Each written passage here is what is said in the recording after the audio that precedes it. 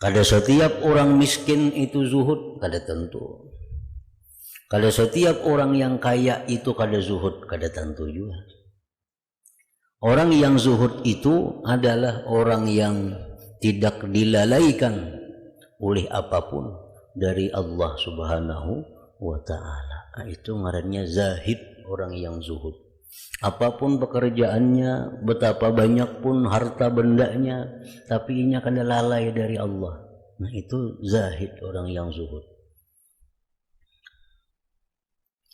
Lazimilah bersifat zuhud, karena sifat zuhud itu pada seseorang yang zahid, yang zuhud lebih cantik daripada perhiasan emas berlian pada seorang anak gadis.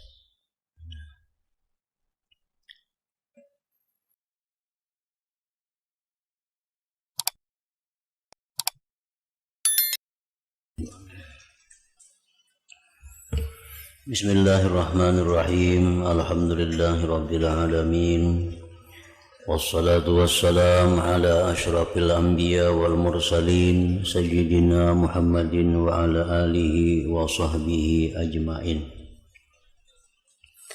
Yang kesembilan daripada perkataan yang indah dari para ulama,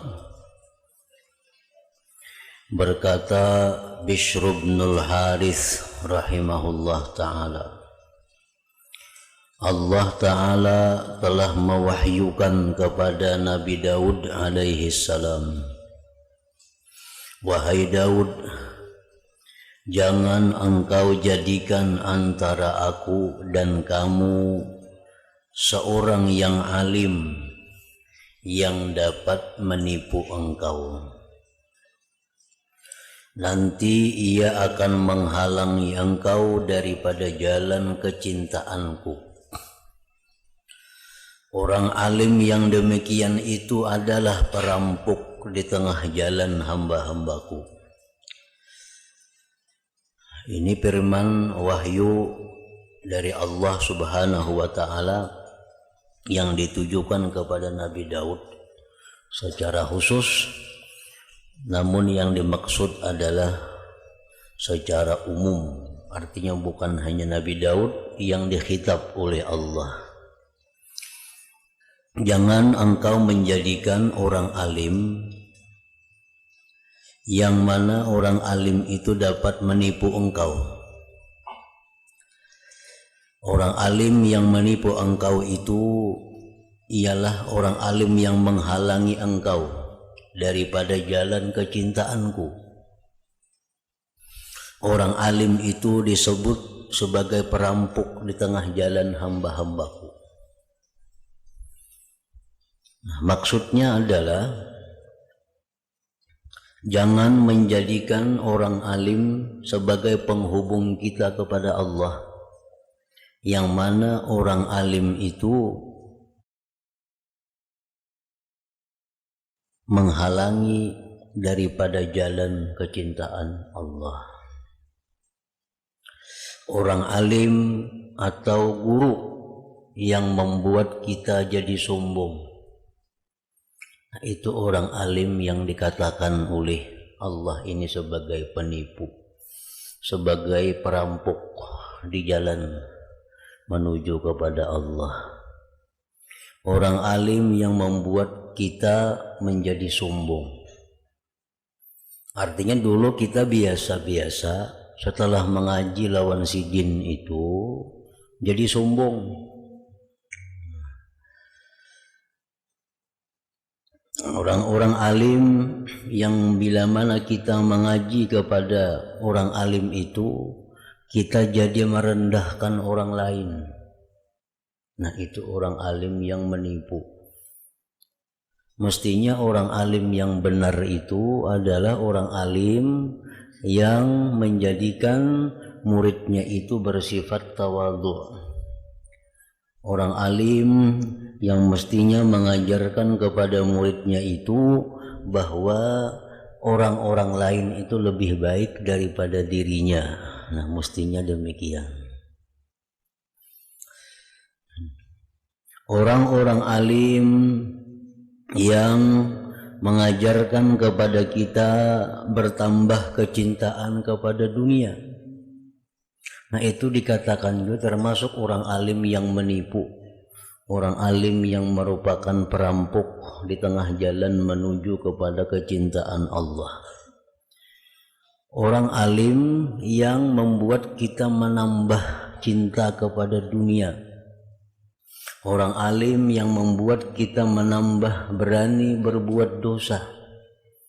Orang alim yang membuat kita tambah malas melakukan taat.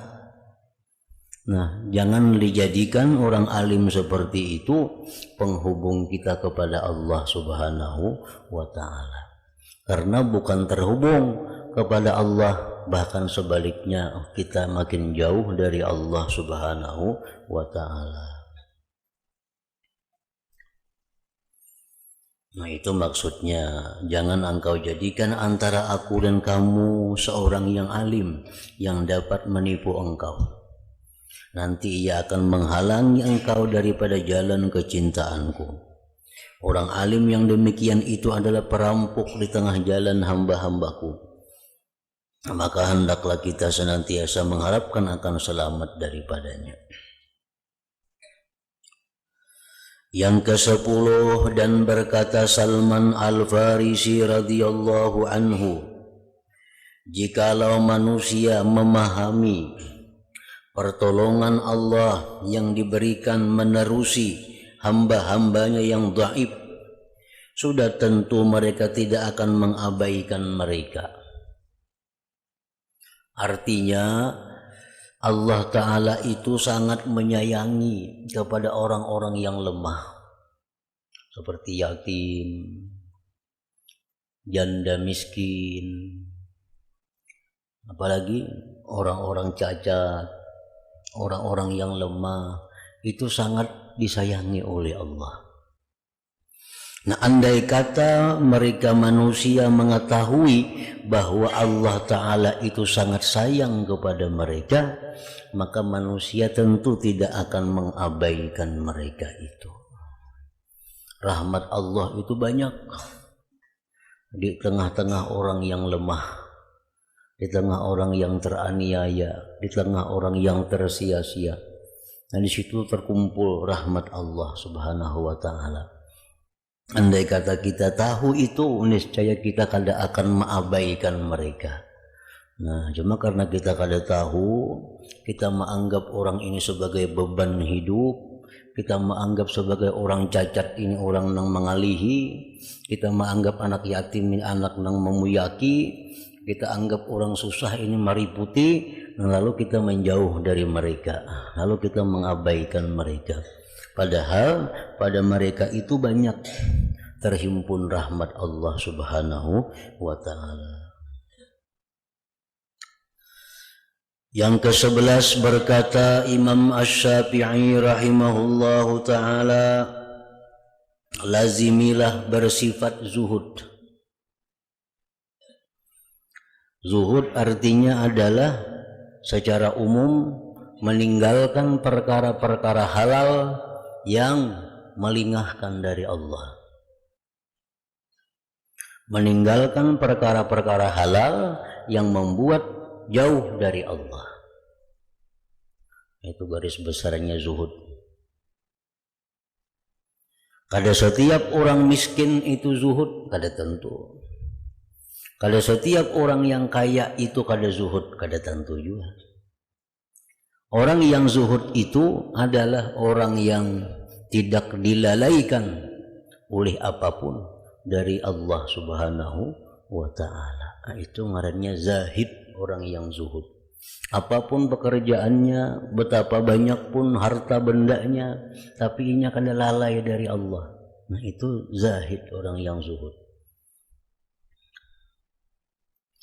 Lazimilah bersifat zuhud, karena sifat zuhud itu pada seseorang yang zahid, yang zuhud lebih cantik daripada perhiasan emas berlian pada seorang anak gadis.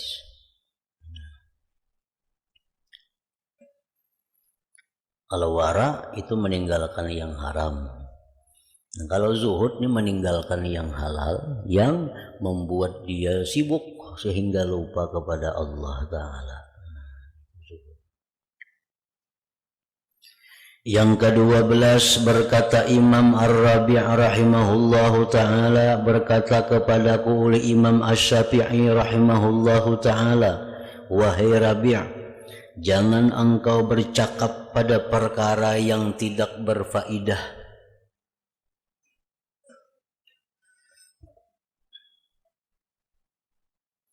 Di antara 5 jenis ucapan hanya ada 2 yang baik.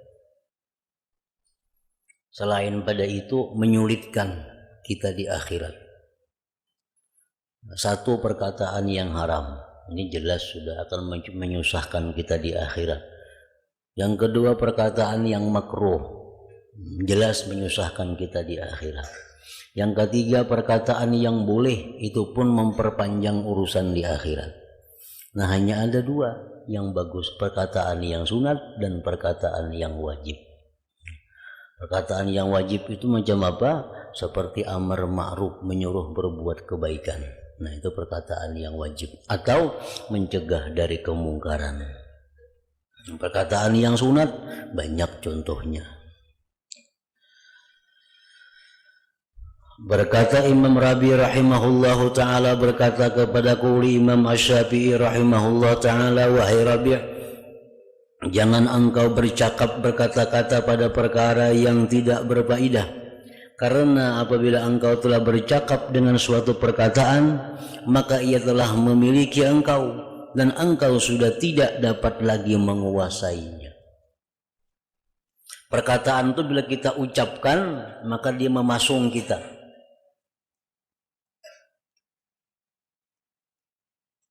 Perkataan itu bila sudah kita keluarkan, itu memasung kita. Bila belum kita keluarkan, itu masih kita bisa menguasainya. Perkataan. Contohnya, kita berkata-kata, jadi kita kena aku isuk hendak ke rumah hikam. Nah, kata-kata kita isuk kena hendak ke rumah hikam. Nah, kita sudah terpasung dengan kata-kata itu. Sudah terpasung, terikat. Dan kita kada kau lagi mengembalikan perkataan itu. Nah, jadi artinya bercakap dengan suatu perkataan, maka ia telah memiliki engkau, menguasai engkau, memasung engkau, dan engkau sudah tidak dapat lagi menguasainya. Ke-13 berkata Imam Al-Muzani rahimahullahu ta'ala, aku pernah mendengar Imam Asy-Syafi'i berkata, tidak ada seseorang jua pun kecuali ada baginya peminat dan pembenci. Tidak ada seorang jua pun kecuali ada baginya peminat dan pembenci. Artinya setiap manusia itu, setiap kita ini pasti ada nang katuju dan nang kada katuju. Itu sudah alamiah. Bukan hanya kita, orang nang mulia pada kita, nang lebih hebat daripada kita, pasti ada nang katuju lawan nang kada katuju. Nabi kita sudah orang yang paling sempurna. Nabi orang yang kada ada celak. Nabi manusia yang kada ada aib. Tetap aja sih dia. Ada nang kada katuju, ada nang katuju. Kada mahadang orang kafir, nang kada kafir pun ada. Nang kada katuju lawan Nabi, ada nang katuju. Mulai beliau Rasulullah SAW membagi harta yang didapat pada peperangan. Nabi bagi hartanya itu kan ada unta, ada macam-macam. Dapat hasil peperangan melawan orang kafir tuh. Dibagi Nabi kepada sahabat-sahabat, kamu dapat sebagian, kamu dapat ini, dapat, padahal sudah ada peraturannya. Nangka ini dapat sekian, bila bakuda dapat sekian bagian, bila unta dapat sekian, bila berjalan aja dapat sekian, sudah ada. Nah, Nabi bagi dengan adil. Ada sahabat yang kada ketujuh. Demi Allah, ini pembagian yang tidak adil. Nah, padahal yang membagi itu Nabi sudah. Membagi itu Nabi. Ada aja yang kada ketujuh dengan pembagian Nabi. Padahal pembagian Nabi itu pembagian Allah Ta'ala. Apa yang dibagikan oleh Nabi itu dari Allah sudah. Kada dari nafsu sidin. Nah tetap aja ada yang kada ketujuh. Tetap aja ada yang madahkan. Wah ini kada adil pembagian nih. Nah. Apalagi yang kada Nabi. Maginnya orang kafir jangan dikisah lagi, ini sudah kada ketujuh berdahulu. Orang Islam ini yang sama orang Islam. Nah, jadi setiap orang itu ujar Imam Syafi'i pasti ada nang ketujuh, lawan kita ada nang kada ketujuh. Sebaik apapun akhlak kita, sepemurah apapun pribadi kita, tetap ada nang kada ketujuh. Tetap ada nang kada ketujuh. Dan itu sudah dijelaskan oleh Allah dalam Al-Quran. Lau anfaqta ma fil ardi jami'an ma allafta baina qulubihim. Wahai Muhammad, jikalau engkau memberikan seluruh yang ada di bumi ini untuk mereka, maka engkau tidak akan bisa menjinakkan hati mereka itu. Artinya diberikan lo semuaan, tetap ada yang kada ketujuh lawan kita. Kecuali ada baginya peminat dan pembenci. Dan jikalau begitu keadaan setiap orang, maka hendaklah seseorang itu melazimi mereka yang mengerjakan ketaatan kepada Allah Ta'ala. Nah kalau sudah macam ini jadinya, macam ini sudah ketetapan Allah, setiap orang itu ada yang pembenci, ada yang penyayang, artinya ada yang cinta, ada yang benci lawan kita. Nah, kalau sudah kayak itu maka lazimilah, artinya jangan dijauhi orang-orang yang taat kepada Allah Ta'ala. Itu aja lagi.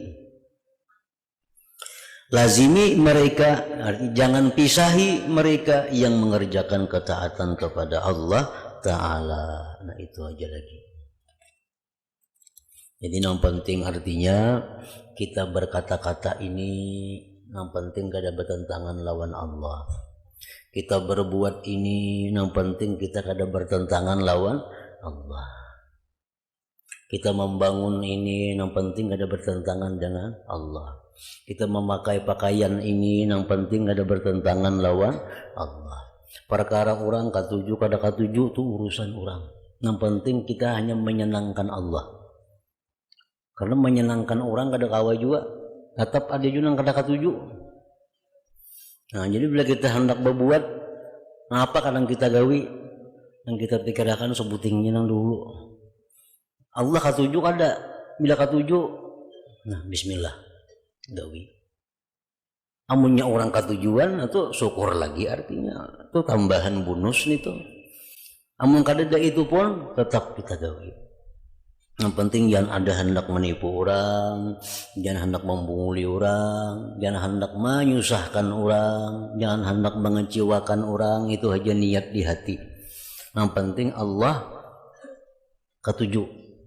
Masalah ada orang yang sakit hati itu urusan orang. Mun aku yang berbuat ini Allah ketujuh, Rasulullah ketujuh aja. Ada yang sakit hati itu urusannya. Ada kita menyakiti, kada kita menzalim. Kenapa? Karena kita perbuat itu Allah ketujuh aja, Rasul ketujuh aja. Masalah ada yang sakit hati kan kelakuan kita tuh urusan ini seorang lawan Tuhan. Kenapa sakit hati? Tuhan aja kada sarik, Rasul aja kada sarik, kenapa seorang sarik? Nah, jadi mungkin kita hendak berbuat supaya orang ketujuh samuan lawan seorang kada kawa, dijamin kada kawan itu. Dan kita kada berdosa. Misalnya pun aku nangka inilah, Allah ketujuh aja, Rasul ketujuh aja. Tapi mama abahku sakit hati, kada berdosa. Nah, kada berdosa.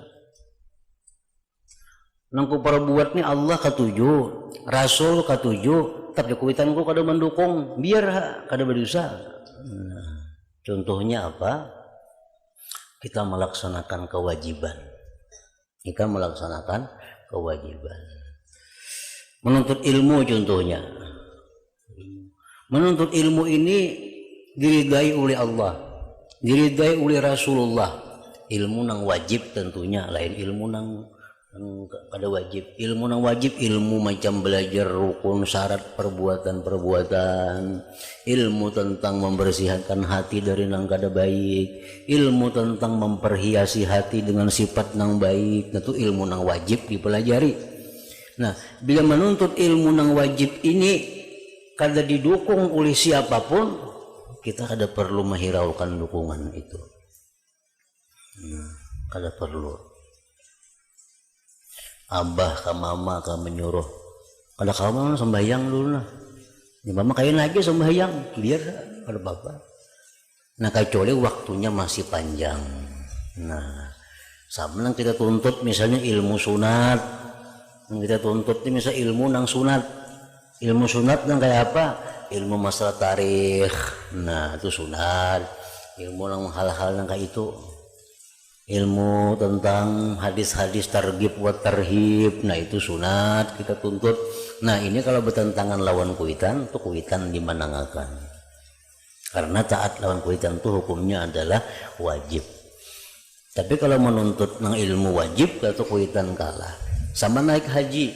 Kalau duitnya cukup, keadaannya mampu, semuaan aman, wajib kita naik haji. Ujar kuitan, kan jangan naik haji dulu. Nah, kada wajib kita mau urus kuitan. Ini kewajiban lawan Allah.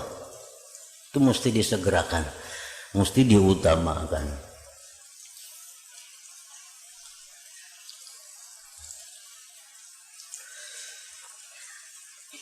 Dan jikalau begini keadaan setiap orang, ada yang pro, ada yang kontra, maka hendaklah seorang itu melazimi mereka yang mengerjakan ketaatan kepada Allah Subhanahu wa ta'ala.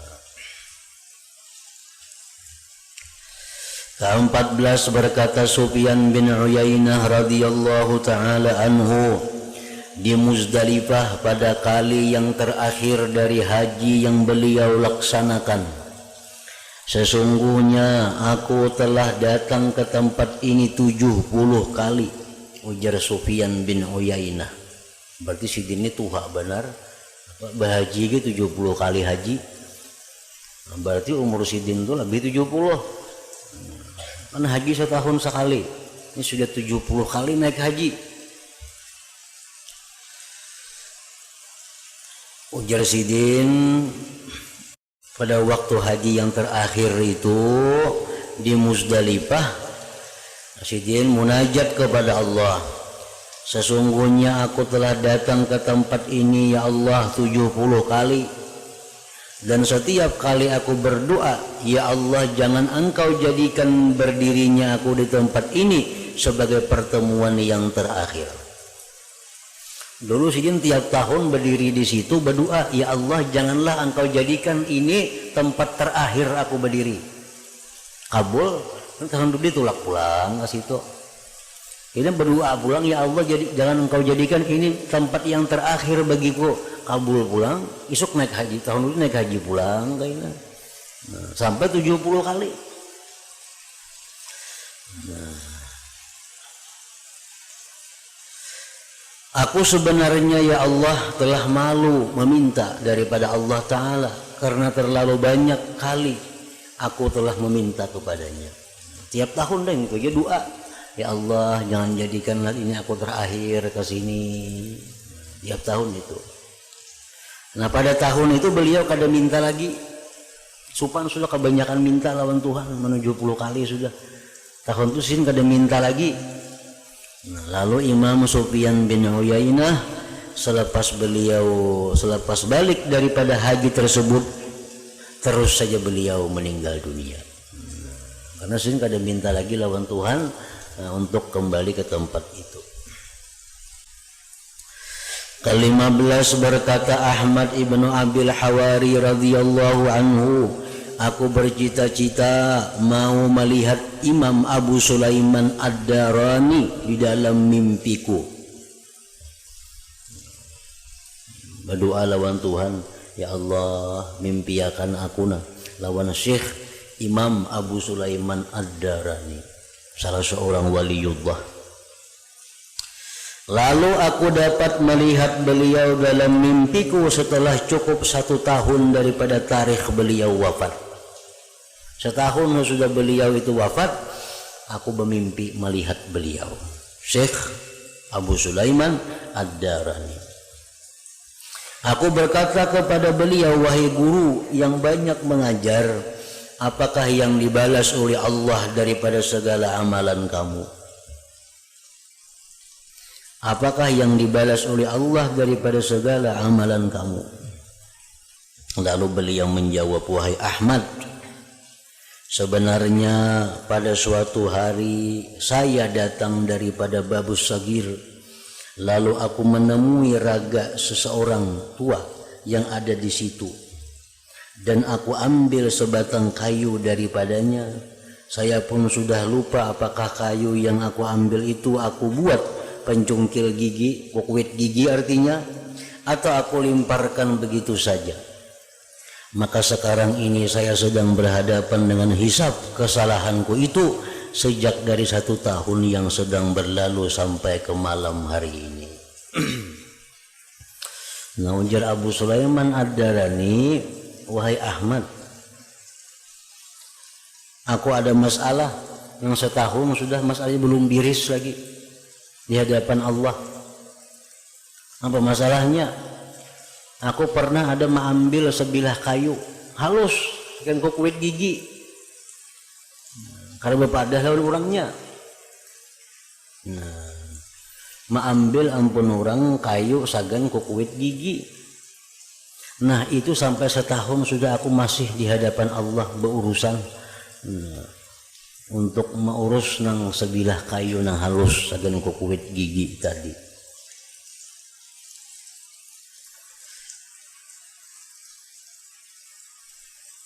Nah, maka alangkah hebatnya kisah ini. Ia menggalakkan supaya kita senantiasa berlaku wara, dan ia kisah memberi amaran supaya kita berhati-hati daripada dosa yang kecil-kecil atau sebarang kezaliman terhadap harta orang lain.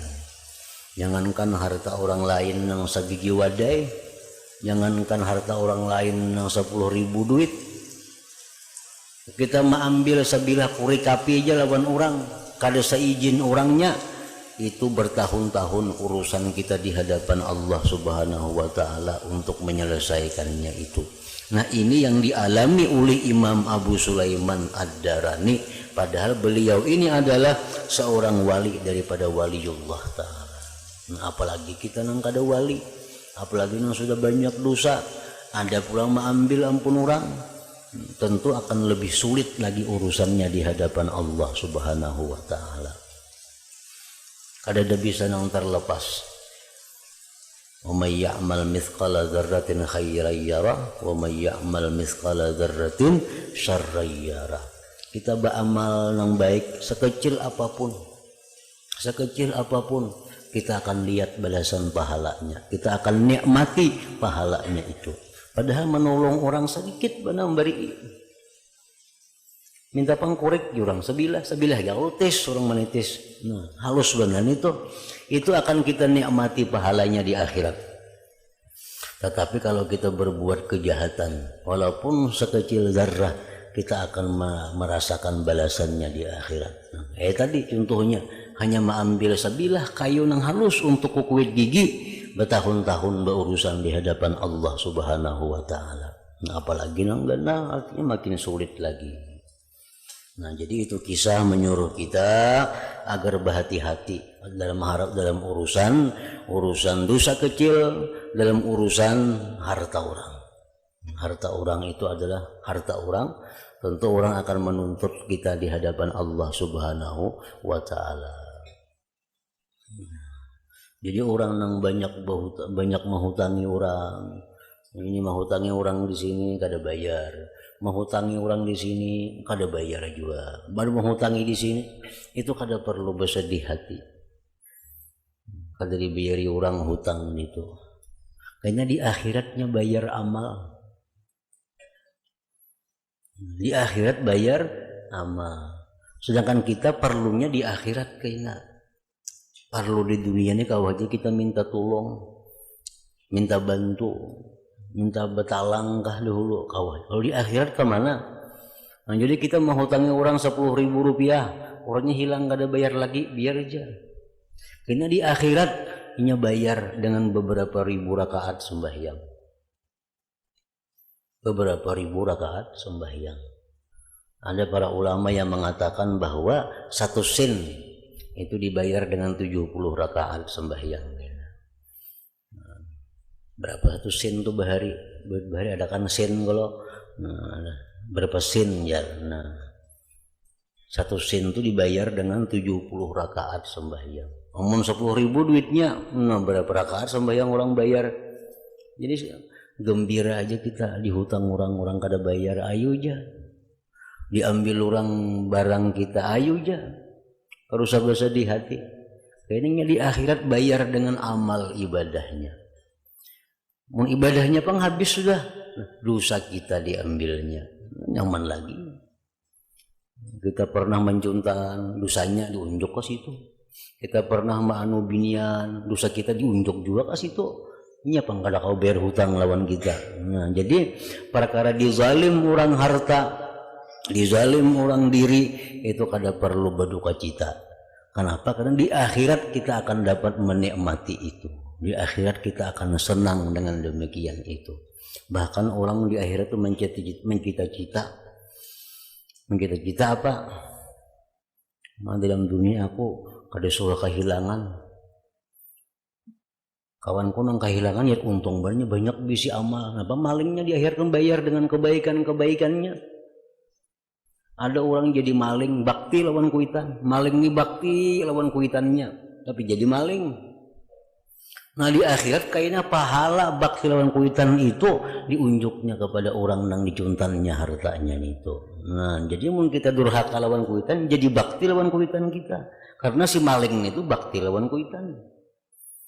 Nah misalnya maling ini orangnya ahli baca salawat, maling gawiannya. Salawat dalail tiap hari, salawat 2-3 ribu sehari, tapi mau mencuntan orangnya, untung dicuntannya itu kita terima kasih. Kenapa? Di akhirat kena bayar salawatnya lawan kita. Makin orang tuh banyak amal mencuntan, makin untung kita. Makin banyak amal yang dibayarkannya lawan kita di akhirat.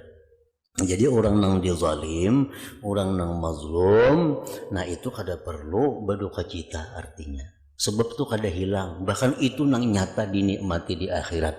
Sedangkan harta benda yang ada belum tentu sampai ke akhirat. Itu sudah pasti sampai. Sebigi hintalo hilang, ada apa-apa. Tapi di akhirat kita berapa ratus rakaat bayar sembahyang lawan kita. Di dunia kita kan ada hakun diupah orang. Hakun diupah orang dalam dunia. Nah kumbari sebigi hintalo nah.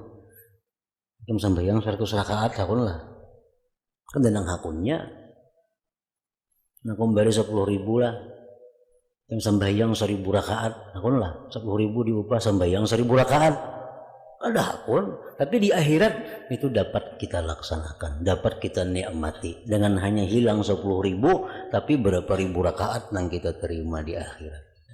Jadi perkara dizalim orang itu kada perlu susah, kada perlu duka cita, karena balasannya besar di sisi Allah Subhanahu wa Ta'ala.